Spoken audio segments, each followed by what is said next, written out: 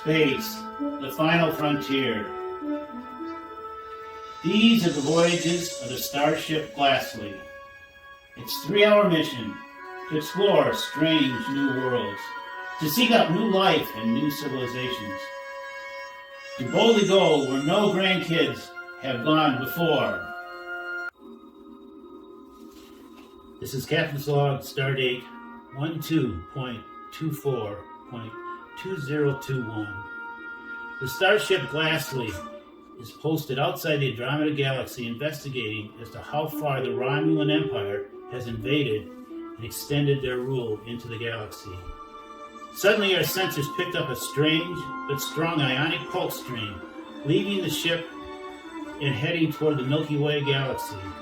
As we were turning our sensors on to this beam for analysis, a Romulan battleship uncloaked itself, blocked our path, and threatened our progress. Uhura, contact the Romulan ship and signal our friendly intentions. Hailing on all frequencies. This is the starship Glassly. Our captain wishes to speak to your captain. A channel is now open, sir. This is Captain James T. Kirk. We are here on a peaceful mission, reconnaissance mission for the Federation. Please state the purpose of your aggressive posture. We mean you no harm. You have intruded into settled Romulan territory. It would be contradictory to Romulan principles and tradition to say, live long and prosper. We are no fools. We play for keeps. Retreat or prepare to defend yourself. Captain, the Romulan ship just raised their shields. Raise your shield, Sulu. I can't. Shields are down, Captain. Engineering. Scotty, we need those shields. Aye, Captain, but we haven't the power. The ship's shields were raised just as I plugged in the coffee pot, and the main fuse is blown. There is nothing I can do. I cannot change the laws of physics. Scotty, you don't have to. Did you try flipping the breaker? Scotty! The mains are all up now. We have full power for the shields. Should I raise them? Yes, now!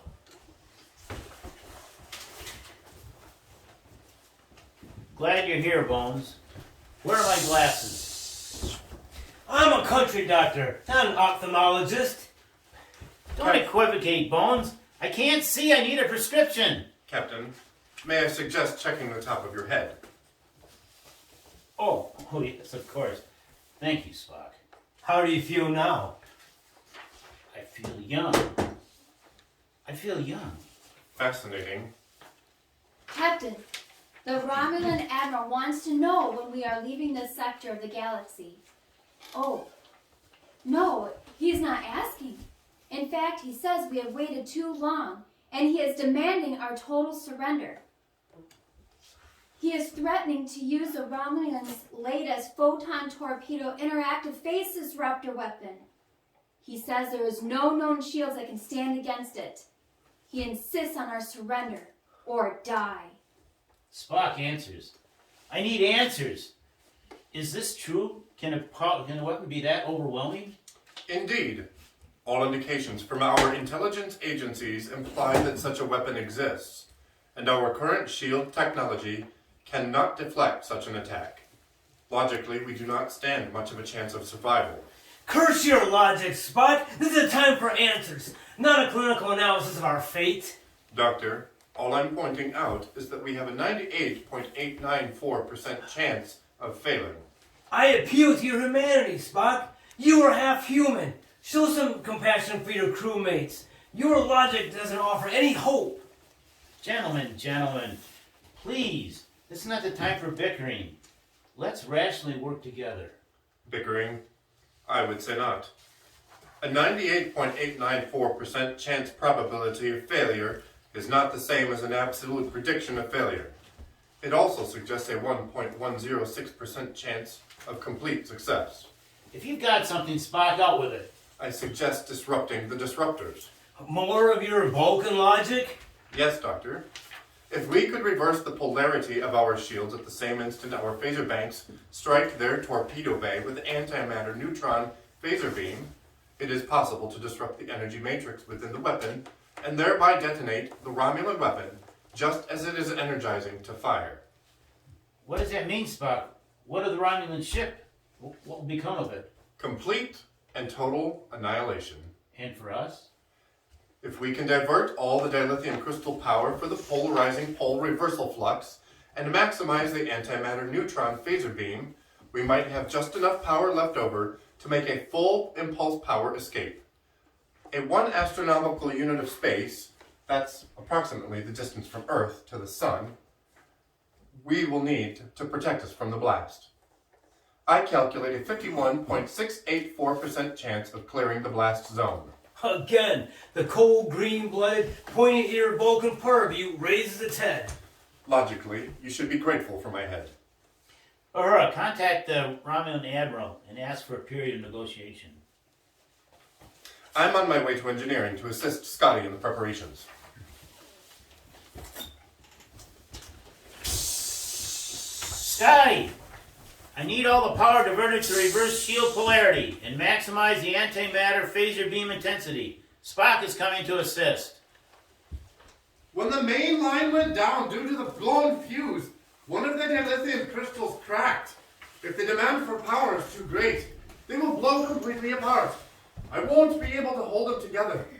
I can't make power out of thin air or wishful thinking, Captain. You've got to, Scotty. Sensors indicate they're filling the weapon fuel cells now. Romulan attack is imminent. Captain, the Romulan Admiral just messaged us that we have 60 seconds to comply or be blown to bits. Resistance is futile, he says. Go to red alert. Scotty, we've got only 60 seconds to make these changes. Can you do it? Spock is here, and I'm glad to report he is extraordinarily efficient and is such a fast worker. He's almost done, and might I add, he is such a joy to work with. Tell Dr. McCoy it must be his logical brain.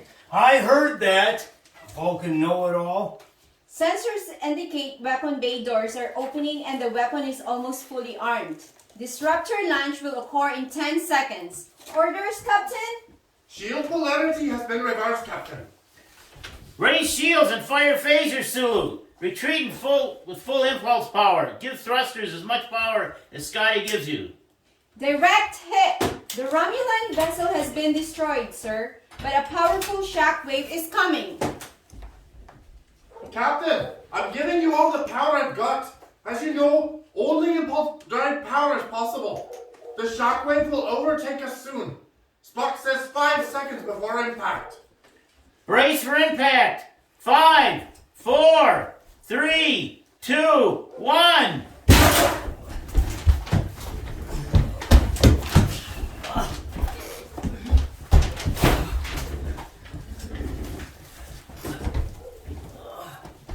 Bones, check on the bowman. He's dead, Jim. Is the ship safe? Yes, the needs of the many has been met. Superb job, Spock. Yes, great job. I admit, logic does have its place. Fascinating.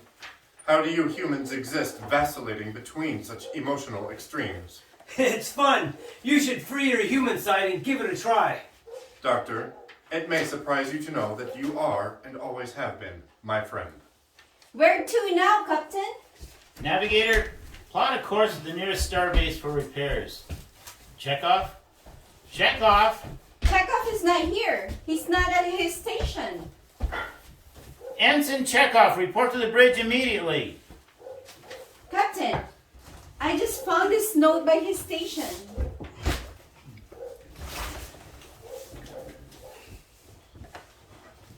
Gone hunting? Orion is a good place to go this time of year. There are presents out there, and I must find them. What does that mean? I've not seen Chekov since before our encounter with the Romulan ship. Interesting. Before the Romulan contact, I picked up a very peculiar ionic pulse stream heading to the Betelgeuse star system in the Orion constellation. Also, it should be noted that the transporter room has just been outfitted with the latest upgrade.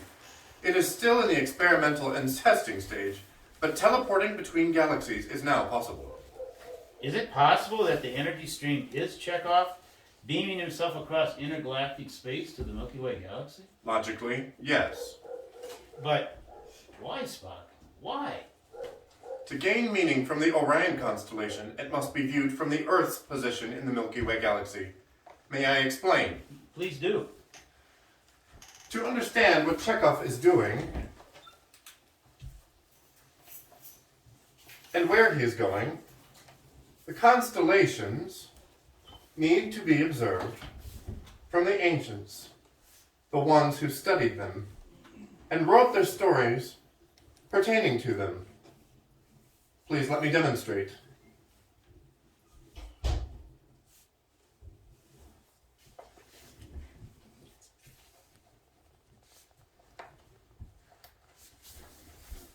Don't let me rush you. Indeed not, Captain.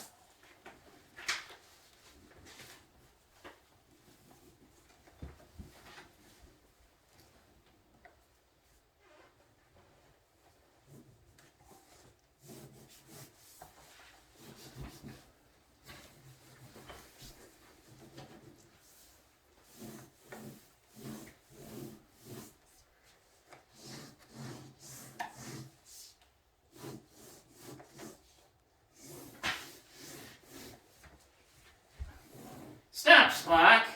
Enough already. Do you have to map out the whole galaxy to make your point?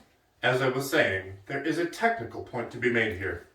The ionic beam destination was plotted to be the Betelgeuse star system, not Earth's star system, which means Chekov is one step ahead of us. It is also important to note that Betelgeuse is the alpha star in the Orion constellation.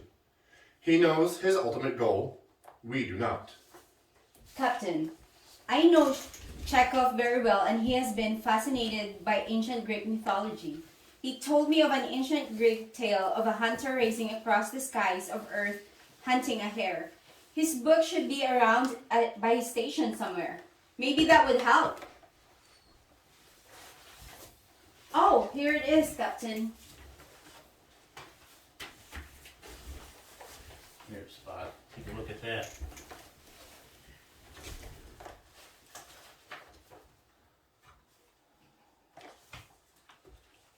Okay, Sulu. Cancel that order to go to the nearest starbase.